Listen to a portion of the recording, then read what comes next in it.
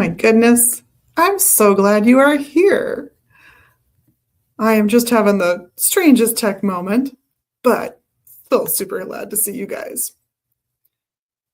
Let's go live for Instagram. Welcome, Instagram. And I'm going to talk today about setting your intentions magically, which I think can be so useful. Now, the more you do magic, the better this works. The more you prepare to do magic well, the better these things work. But I have a simple one for setting your intentions for a new year that I think is wonderful. You're going to need something to write with, a piece of paper of some kind, a candle, and something you can scratch in to write in the candle. What you can use to write in that candle, you could pick a dip pen if you happen to have, I don't own one of those. I'll be honest about what I use. I very carefully use a really inexpensive steak knife from a set someone gave me a long time ago. I hold the blade by the back side, so I'm less likely to cut myself, and that's how I carve. But you could use a pencil if it's sharp enough and sturdy enough. You could use almost anything that has a point to it. Some people like to use needles.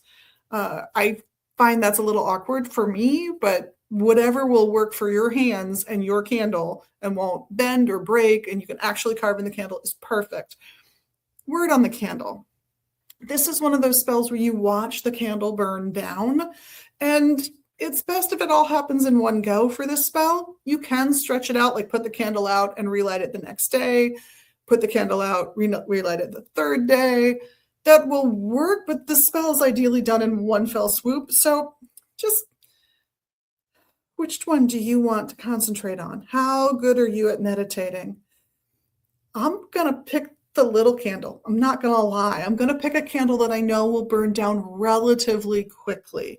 In fact, I have a set of meditation candles that are half this size at home, and that's what I would be using. This is just examples of what we have in the store. This is a chime candle or mini candle, and this is often referred to as a household candle. It'll fit in a taper candle holder that are usually taper candles are a little taller than this, but this is going to take a lot longer to burn down than this one. So I'm going to do this one.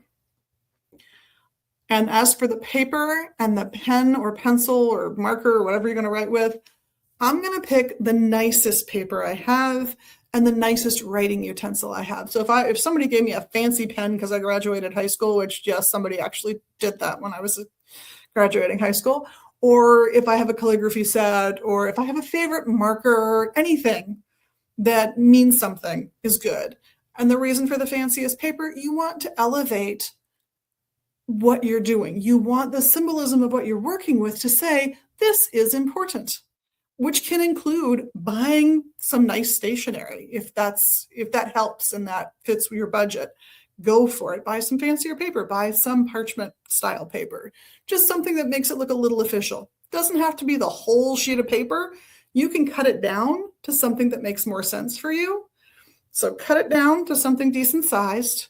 And what you're going to do with this stuff is you're going to write on the piece of paper what your intention is for the new year, what you're going to strive for, what you're going to work for. You're going to read it out loud to yourself, because there's a psychology to that.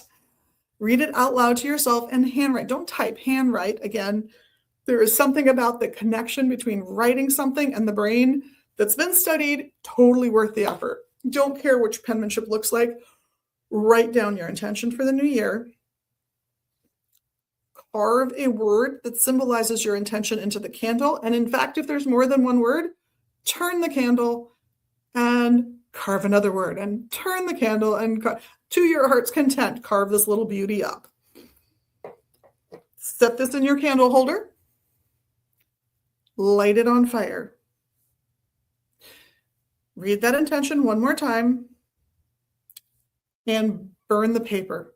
Put it in a small cauldron, an ashtray, something that can contain it, and let it completely burn up so that smoke goes upwards, out into the universe, and you set your intention. Why am I saying do this alone?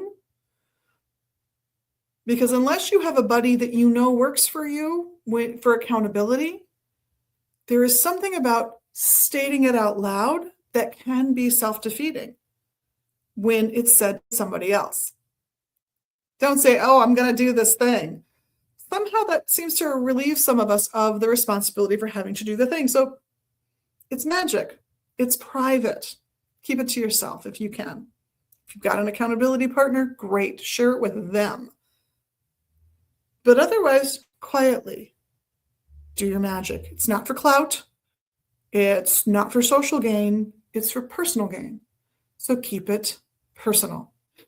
So light that candle, say the intention that second time, burn that paper, and watch the candle burn down while you concentrate on what your goal is. Repeat it again and again to yourself while the candle is burning. Set your intention as firmly and as strongly as possible with yourself, and wait until the candle burns all the way down before you stop, if you can. If it's hard to focus that long, again, you can space it out over several days, but recommended practice, see if you can hang all the way through until the candle burns out. Some people will do this at midnight on New Year's Eve. Others will do it when the moon is either full or nearly full. You're making that promise that you're going to grow into that. So doing it 5 days, say, before the full moon is not a bad idea. Also depends on what your wish is, because you can then layer a little numerology in there too. But I'm getting ahead of myself. Good luck with this spell if you choose to do it. Let me know how it goes for you. You will find references. If you can see the QR code on the screen, which is going to be right up in this corner, you will find other books on spells and how to do magic on our website, magusbooks.com. And of course, feel free to stop in and visit us here at the shop in Minneapolis, Minnesota. And in the meantime, myself, the rest of the staff here at Magus Books and Herbs, really, we thank you for being your best magical you and doing those little magical things that you do so well, including the tiny ones you can do here. You know what they are. We will see you all soon. Blessed be, and have a happy New Year.